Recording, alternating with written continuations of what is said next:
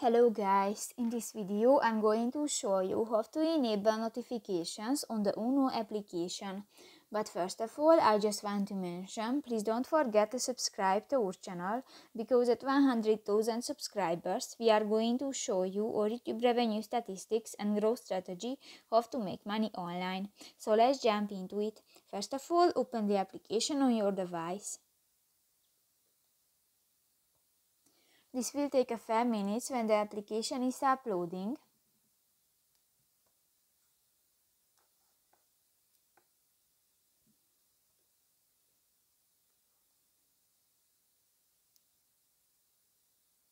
Go to the settings icon at the lower left corner of the screen, and in the general section you can find the notifications button, and just click to the next circle icon and new the notifications is enabled. So that's pretty much it for this video guys. See you in the next one. Bye bye.